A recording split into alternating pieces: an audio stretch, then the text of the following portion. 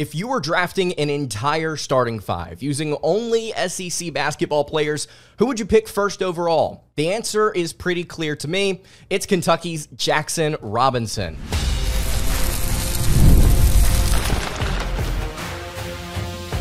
You are Locked On Kentucky, your daily podcast on the Kentucky Wildcats, part of the Locked On Podcast Network, your team every day. All right, what's going on, Big Blue Nation? Welcome on into Locked On Kentucky, your daily Kentucky Wildcats podcast. I'm your host, Lance Dawe, and on today's episode of Locked On Kentucky, we are going to be doing an SEC basketball draft with Luke McClure. That's right, our starting five, two bench players, and then a coach, utilizing only players and coaches from the SEC. And I think it's pretty clear who should go first overall. It's Kentucky's Jaxson Robinson. We're going to explain why and just a little bit going to get into our draft with Luke McClure. Before I do that, just want to remind you guys today's episode is brought to you by FanDuel. You can make every moment more, and as playoffs kind of fade away, we get into this weird part of the summer where the sports aren't quite sporting like we want them to. But this summer, FanDuel is hooking up all customers with a boost or a bonus daily. That's right, there's something for everyone every single day all summer long, so you can visit FanDuel.com to get started. Really appreciate Luke hopping on to join the show today. If you would be willing, go give him a follow on Twitter at his handle. Links in the description for Luke McClure. Again, a SEC basketball draft. So both of us are going to be doing a starting five, two bench players, and then an SEC coach. It's pretty clear here. I think that Kentucky's got some of the best in the conference all around, and I would appreciate it if you guys went to go check out at Locked On UK on Twitter. Going to be running a poll so you can guys can decide which team you thought was better. So without further ado, here is our conversation with Luke McClure. We're now excited to be joined by SEC basketball aficionado Luke McClure, going to be breaking down our SEC basketball draft. And we were talking a little bit before this. We were going to do just one sixth man here with a starting five and a coach, but I think we're going to expand it a little bit. Come to find out, there are a lot of really good players transferring into the SEC this season. So, Luke, I'm excited to do this with you, man. We've been talking about it for a couple of weeks, and I'm looking forward to seeing kind of where your biases lie. I know you're a big time Alabama guy, so this should be interesting. I'm taking the entire Alabama starting five. Natos is going to be the coach. I'm taking all backups, so you can just have the rest of the SEC, and I'm still going to win the draft. By the way, so right. Doesn't matter. It doesn't matter. Well, I for reasons unexplained, will be taking the first pick in this draft here. We'll go ahead and get it started. All right, with the first pick in the SEC basketball draft, I will be taking Kentucky's Jaxson Robinson. I'm going to be taking him for a couple of reasons. Last year at BYU, led the team in scoring coming off the bench for the Cougs and Mark Pope. Not the best in the world when it comes to efficiency. Just shot a tad over 35% from beyond the arc. But I really do think, Luke, when looking at this Mark Pope system, looking at the new players that are going to be surrounding him, you have 7 or 8 different guys on this roster that can light it up from three, 2 of which were the best in the country in catch and shoot situations a season ago. So looking at Robinson's role as the volume guy last year and looking at his role as the volume guy this year, my expectation is for that efficiency to go up, and then also the points surrounding that to go up as well. If I don't know if you're planning on kind of breaking these guys down by where you're going to put them at, like position wise, but I would be putting Robinson at my 3. Taking him first. He's 6'7". He's 6'7". He's 6'7". He played the 4 like a lot last year for BYU. I would slide him up to 3. I think there's a world where Kentucky may play him at 2 if they want to get weird with it this year. Like ultra big or something. He is my starting 3. Jaxson Robinson, I think he could end up being first team all SEC if given a little bit more efficiency than he had a season ago. That's not even like that bad either, because we were talking beforehand. There's so many guards. On like there's a lot of guards I have written down, and there's I have a solid amount of forwards. So like getting one of, if not the potential best forward in the SEC this season, getting out ahead of that's going to be really good.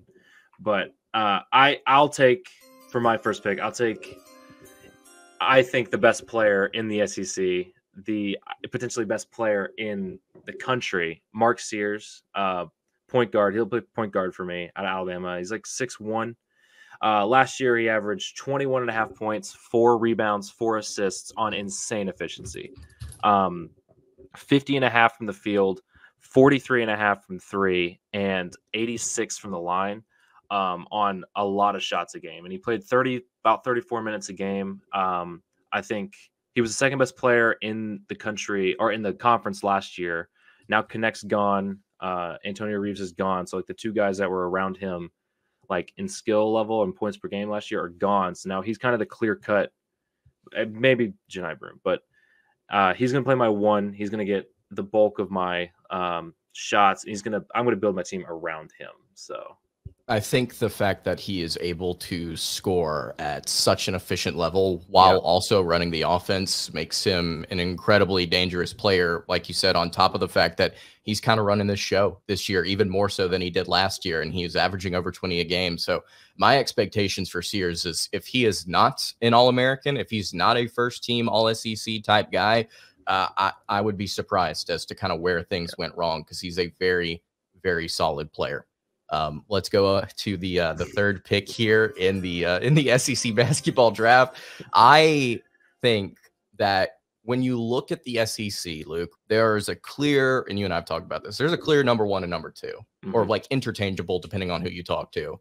And it's Mark Sears, and then it's my draft pick here, Janai Broom. I think the best center in the SEC. Not a ton of known talent, I think, in the league, at least not previously, talent that has had previous experience in the SEC kind of coming in and asserting themselves to maybe fit in this conversation with Broom as like the best of the best when it comes to players in the front court. Last year for the Tigers, for Auburn, averaged 16.5 points per game, 8.5 rebounds. He shot about 55% from the floor. The thing with Broom is he has developed a 3-point shot. And it's funny, Kentucky just landed the number 1 center in the country today, Malachi Marino. And I've talked about this for 3 or 4 shows now. There's so many different things that Marino does that kind of reminds me of Broom if he just adds the 3-point shot, which Broom has been able to do.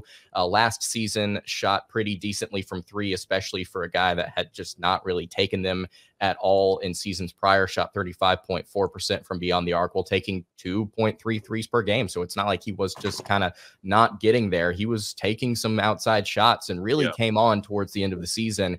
It's not just the scoring and the efficiency from beyond the arc for a big man. It's also the rebounding. He's one of the best defensive rebounders in the entire country. Throughout his career, he's kind of fluctuated back and forth between either really, really high profile offensive rebounder or one of the best in the nation when it comes to defensive rebounding. You get your 2.2 blocks. You also have his highest assist rate at 18.9%, according to KenPom last year. He averaged 2 assists per game. Almost a steal per contest. There's so many different things that Broom did well for the Tigers last year, and I would expect him to kind of carry the load again. Yeah, he's been good in the SEC ever since he got here. He's improved like every season. Last year, obviously his best season. I would be like very, very surprised if he isn't all SEC first team center. Not only because he's going to score a lot of points, Auburn's going to be a very good team, but he's also like you could make a case he's the best defensive center in the league. I don't think he's like better than 2 of the guys, but he's elite defensively and he also has elite offensive. He can step out and shoot it. And like, there's not really any other centers in the SEC, and there's only maybe like 1 or 2 centers in the country that are as good as him offensively, which is like a very rare thing. So like you've got a really good center, and now you also have a really good small forward, which makes me want to go ahead and get out ahead of you. And I'm going to just go ahead and snag, I think, the second best guard that'll be in the SEC. Transferring in from Florida Atlantic, I'm going to be taking Janelle Davis. Okay. I thought about taking Walter Clayton here, but I didn't want to run 2 small guards. And Davis averaged 17 points, 3.6 assists, 2.6. Oh, no, that's the wrong guy. 18.2 points. Sorry, I was looking at my wrong sheet. 6.3 rebounds and 2.9 assists on 48% from the field and 41.4% from 3. So he can definitely shoot it. He's going to fit. I think he's going to fit well next to Sears because, one, he's bigger. And you saw he had those like 6.3 rebounds, which is a lot. And Sears is obviously like smaller guard, barely 6 feet. I think he barely like 5'11" at the draft combine, but he's going to fit really next to Sears. I have two of the best guards now, I think. So like my scoring is taken care of with these two guys, and both of them can stretch out and shoot it. So like my spacing is there, and not only like both of them can handle the ball. And so like if one of them wants to come off or something, Janelle Davis can definitely handle the ball for Sears. And if Sears comes off, or Davis goes off, Sears has got it too. So I think I wanted to get ahead of you and go and steal a guard. So now, like, because you're not going to be drafting another center, so no, I don't have to draft center until my last pick.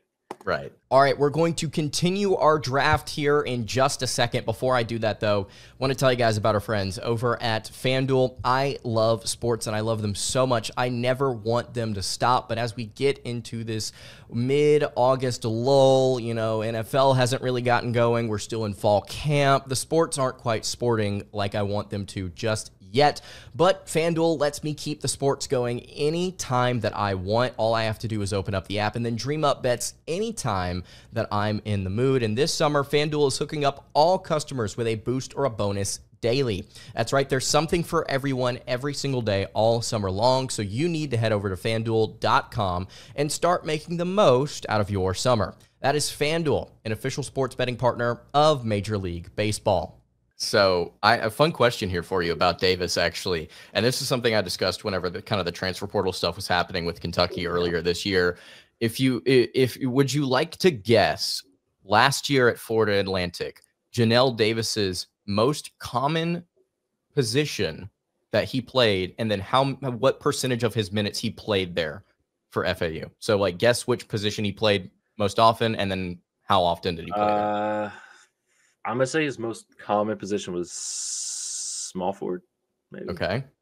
And how long do you think he played at small forward? How many minutes? Or yeah, what percentage of his minutes did he get at I'll say 40.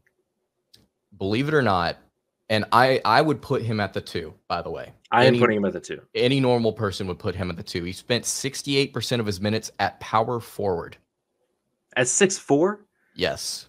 At 6'4", they played Elijah Martin at 6'2" at small forward, who transferred to Florida. I literally thought he wasn't going to play shooting guard or point guard because Elijah Martin was there. I was like, it's weird. Gosh. It's weird. Do you want to, okay, I'm so sorry we may be taking just like a 30-second detour, but do you remember FDU, the team that beat Purdue? Yeah. So Kentucky got a player from them this offseason. No, don't take him. Don't take him. No, I'm not taking him. But fun fact, he played center at 6'7" during his time there. They started two guys that were 5'9" or shorter in their backcourt. I had that was something I discovered this week. Like rediscovered it. Like, are you kidding me? It's just I remember that because it was like him against Zach Edey was just like insane height difference, and they still won. And they still somehow were able to pull it out. So you've taken two of the best guards here. I have taken a really solid wing. I've taken a really solid center. I may actually here, Luke, I may dip back into my front court. Okay. There are two guys here that I really, really like. And I think I'm going to take McKeel Brown Jones. Oh, I got to play the sound. All right. McKeel Brown Jones. I had him on my list. I was going to take him next. Out of Ole Miss, transferring in from UNC Greensboro at 6'8", 220 pounds, out of Philly. Shot 54% from the floor, averaging almost 19 a game. 43.1% from beyond the arc. That's the best three-point shooting percentage of his career. Every single year before that, he shot 29% or worse, which I don't really know what happened last year. But he figured it out somehow. He's transferring into Ole Miss. He's going to be a really big piece for them, volume scorer. If you want to take a look at his stats, just kind of more in depth, last year it was his best free throw shooting percentage. It was also his the most rebounds he's averaged. It was his highest assist rate, best block percentage, best steal percentage. It was by far his breakout season. Spent 2 years at VCU before transferring into UNCG, and now with the Ole Miss Rebels in Oxford. I really, really like the concept of kind of bulking up my front court here with two guys that can kind of shoot. Three guys that can shoot. If you really want to play Robinson at the 4, if you want to get funky with it, I think that having the height, having the shooting, having the rebounding is going to be really important. I don't necessarily care if any of these guys play defense, Luke. I just want them to be able to go out and shoot and grab some rebounds, get some second chance points. That's all that's kind of been proven to me to matter. So that's kind of play defense. He'll hold it down. He'll hold it down to an extent. And now the question is whether or not I'm able to draft a center towards the end of it as a sixth or seventh man, because we may get we may get tight for prospects. So that's my front court right now. Broom and Brown Jones, and then Robinson if they want to switch down. That's a good shooting front court. I mean, because Janai can step out, and then Brown 43% last year as a like 6'8" player. Yeah, he's thick too. He's pretty thick. So like bulk wise, but so that's gonna be a pretty tough front court for me to beat. So I'm gonna have to go. There's a couple players I'm looking at taking here, but I think I'm gonna go with my small forward right here. I'm gonna take Chad Baker-Mazara. I had him as my 6th or 7th man. You come on. I'm gonna take Chad Baker-Mazara to run my 3. I'm defaulting to him a little bit over some of these transfers because I've already seen him play in the SEC. He was very good down the stretch of last year when he wasn't elbowing people in the tournament.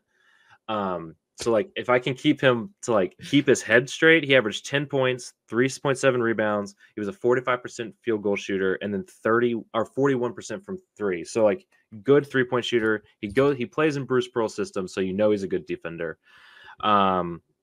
He adds some more height to my team right here, and like I already have it planned out how I'm going to go with my power forward and center here, because now you don't need them, so I can kind of take like my pick of the litter here. So I'm going to go ahead and snag Baker-Mazara. I thought about taking him from my bench, but I think he's like the best option potentially right now as like a proven commodity in the SEC, and I would be surprised if he all SEC second team last year. I think he was. I don't remember if he was. I don't know if he had averaged enough to get there. Yeah, he might not have been, but I think at least this year he should be all SEC second team. I'd be, because he's going to be the second best player on Auburn's team, and Auburn's going to be fighting for that number 1 spot in the SEC this season. So I like Baker-Mazara as long as I can keep his like head on straight. I think he'll be fine. So. Now I'll throw it back to you, and you have 2 open spots at your guard. Yeah, he did not make second team. No, really? I'm surprised. Yeah, Jalen Williams. He'll be on a preseason SEC. The fact that Talon Cooper from South Carolina made it over him is a crime. Yeah. Whoever voted for that should go to prison. Okay, so I have a lot of options here. I realized at my shooting guard spot, there are a couple of different places I could go. I've actually got 4 different guys that I could take and feel confident about. But Luke, I'm going to go with the guy that averaged the most points. I'm just going to I'm a sucker for points. Wait, hold on. Does he go to Tennessee? He did go to Tennessee. His name is Chaz Lanier, the guy that I think I've done 30 episodes on Chaz Lanier this offseason. Luke, Kentucky wanted him. I wanted him as my 6th man so bad. Well, you were going to have 19.7 points as your 6th man. You crazy. Yeah, I was. Wait, remind me who's at your... Oh, it's Janelle Davis. I got Davis at my 2. I like Lanier, man. Almost 20 a game, shot 51% from the floor. Anybody that's watched this podcast for a while knows I fell in love with this kid before Kentucky even realized he existed in the transfer portal. Last season, shot very well from 3, 44% from beyond the arc, was arguably the best volume shooter in the country. You could make the argument for either Reed Shepherd or Koby Brea, or maybe a couple of other players in there when it comes to that, but really solid numbers on offense. And also to go with that, almost 5 rebounds, high assist rate, 1.8 assists per game, 0.9 steals per game. He doesn't really turn the ball over a ton, even though he was an extremely ball-dominant player for the Ospreys last season. Lanier, I think, is going to fit in very nicely with this front court that I've kind of put together. 4 players here, Luke, that can really, really light it up, and you're going to hate the coach that I take. I think it's pretty clear where I'm going with this today. Well, I get first pick of coach. Oh, that's right. Oh, don't you? That'd be a... Don't do it, bro. I know you know who I'm taking a head coach. I was about to say I know where your heart lies. Yeah.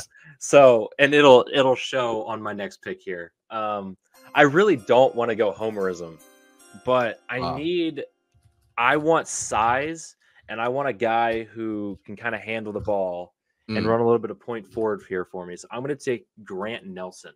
All right. The forward from Bama last year, transferred in from North Dakota State. I think it was North Dakota. It was either North Dakota or North Dakota State, one of the two. He averaged 11.9 points, 5.9 rebounds, 1.5 assists, a block and a half, 48.8 from the field, and 81.3 from the line. He's actually really good free throw shooter. Not a good three-point shooter, only 27%. But it got better as the season went on. And obviously in the tournament, he had that game versus UNC where he just went absolutely nuclear. He had like 24 and like 15 or something. But he's 6'10". Yes. He's 6'11". But I expect a really big year out of him.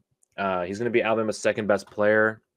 Now he doesn't have to play the 5, which he played 5 for a majority of the year last year, which is just not what he should be playing. He doesn't have the ability to hold up as a true 5, but he's going to be running my 4. I think that 3-point shooting will go up a little bit, but he's a guy who can handle the ball. He can be a good help side defender, I think, coming and blocking from behind, but also just good like shiftiness inside. He's got a good bag around the basket. Like he has some good up-hand layups. He's left-handed. So I really like Grant Nelson. I think he's going to fit really well next to, because I already have 3 guys who all shoot over 40% from the 3. So even if Nelson isn't shooting that great from 3, he's going to be my inside scorer, and I can run some like stuff at the high post. And he's going to be really good this upcoming season at Alabama. And I think he's like a sneaky pick for like a breakout player who could jump up to 17 points a game. I like that. I like that a lot. I feel it's kind of similar to me with Robinson, just like a taller bodied player at his position that I think could make a rise. He also didn't have an off season last year with Alabama. Like he joined in late July, so this is like he's gonna have a full off season to get in strength and conditioning and actually like know the system. So I think he'll make a big jump. Not just as a Homer Alabama fan, I want him to, but I legitimately think he's gonna have like a really good season. So I have a really interesting pick to make here at my point guard. I don't feel confident in a lot of these different guys that I could be taking a look at because there's you might have found something else, Luke, but I just don't see a ton of efficiency at the point guard position outside of Mark Sears. But I am going to be taking a Sears, and he will play point guard for the LSU Tigers this upcoming season. Transferred in from UT Martin, Jordan Sears, a 5'11", 185-pound point guard, averaged 21.6 points per game, 4.6 rebounds at 5'11", 4.5 assists, and shot 43.2% from the floor. Pretty average there, but it's the 3-point percentage that really gets me excited. He also shot 43.2% from beyond the arc while shooting 5.5 threes per game. He's a shooter. He's a distributor. It really completes this lineup that I've made here. This death by the 3-point line shot. I am going to go ballistic running up and down the court with this lineup. So, dude, our game will be 150 to 160. Will we play any defense? I may just tell them not to. I may tell them to let you score so that we can go back down and chuck a shot up. That may be where we're at. But I like the other guy that I could have. You know what? I won't say it because you may end up picking him. We'll keep it hush here. But I know who I'm taking as my 6 man. I already know. Okay. All right. Well, let's see. We've got right now my lineup is Jordan Sears from LSU, transferred in from UT Martin. Chaz Lanier, transferred in from North Florida. Jaxson Robinson, Makeel Brown-Jones, and Janai Broome. Right now, you have Mark Sears, Janelle Davis, Chad Baker-Mazara, Grant Nelson, and you need to pick your starting center, unless you want to go 6-man right now. I'll go final 5, and then I'll get the back-to-back pick. Okay. So my center, I'm gonna take Jonas Adu. To be my center. One of the best, transferring obviously from Tennessee to Arkansas. He's been one of the best defensive big men in the SEC. 11.4 points last year, 7.3 rebounds, 51.5 from the field, and barely like 1.9 blocks a game. So it's like 2 blocks a game. He's going to hold it down on the interior. I need him just there to rebound and play defense, and he's going to do that at Arkansas.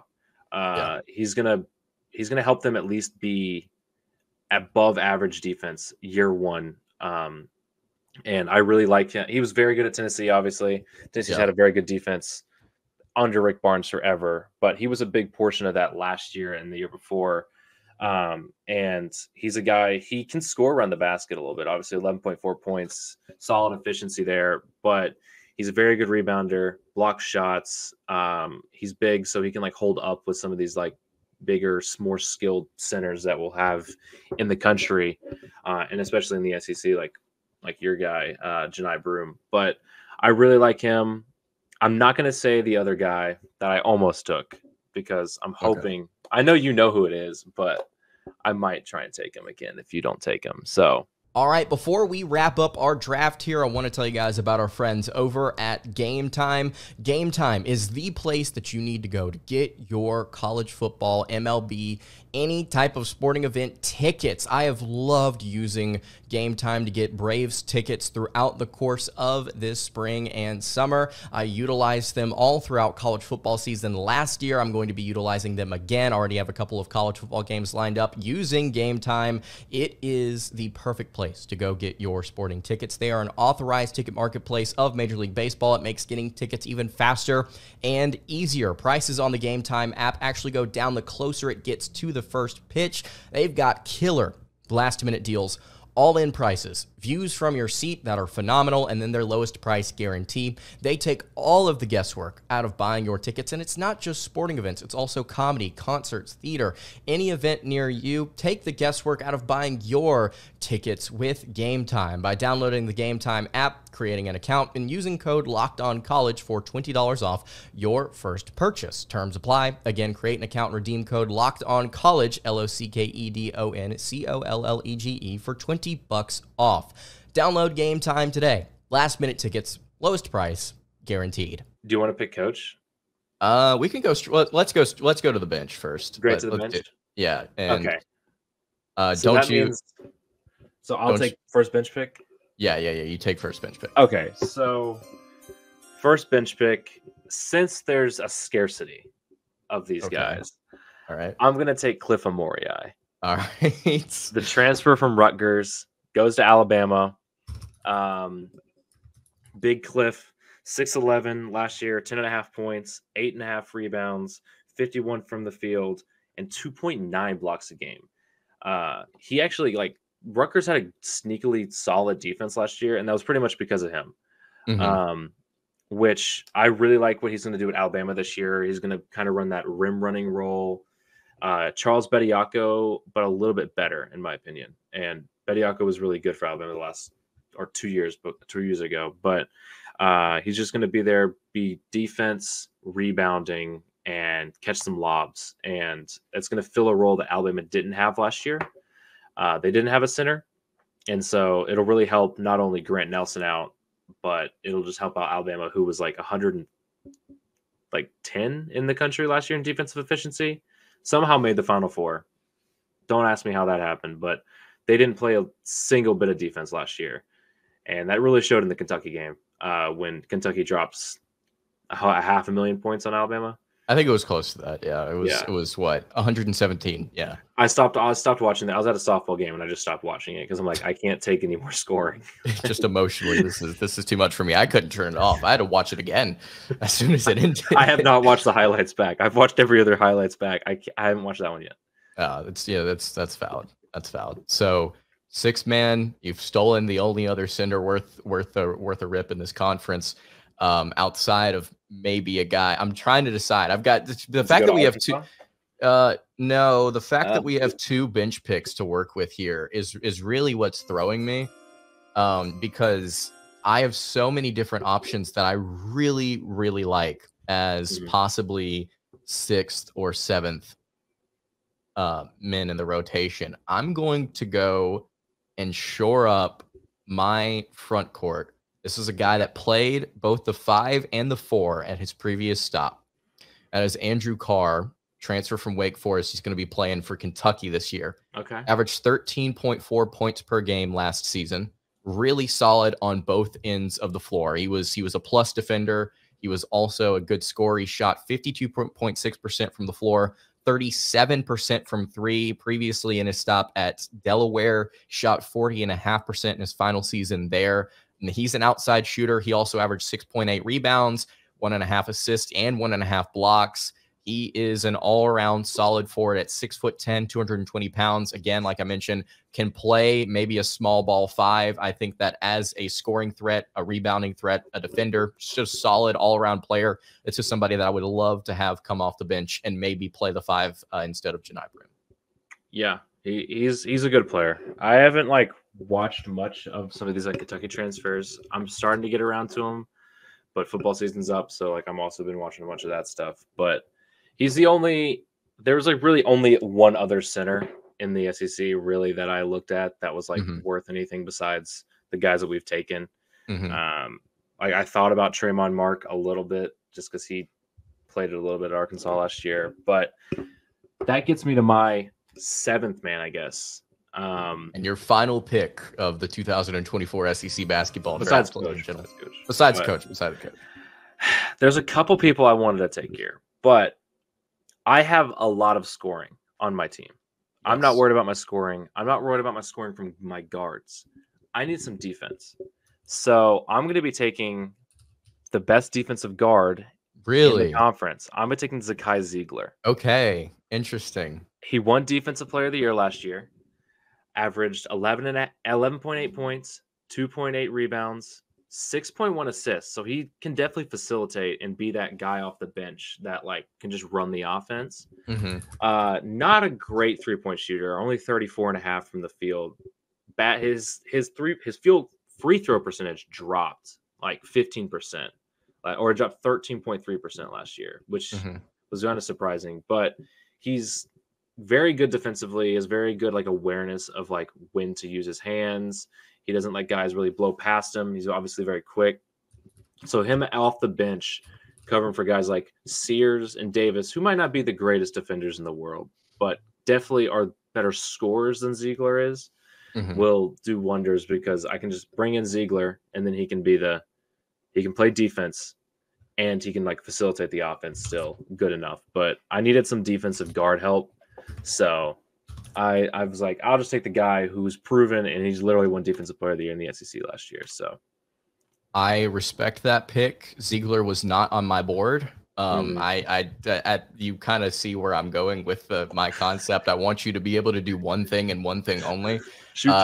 And I'm going to double down on that again with my final pick. I'm going for a guy. Forget the volume stats. Just will level with me here for a second, Luke. How do you feel about Koby Brea, the transfer in from Dayton? Did you have him on your board? I did not. Oh, what a failure on your part. So he transferred. I have 7, I have 9 other guys we haven't taken at guard.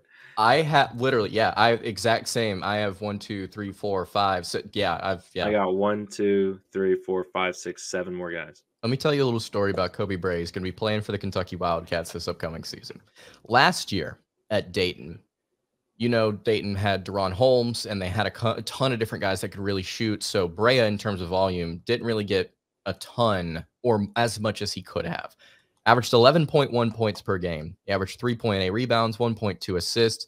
He shot 51.2% from the floor, and he shot 49.8% from three, shooting 6 threes a game. Some more fun statistics here for you.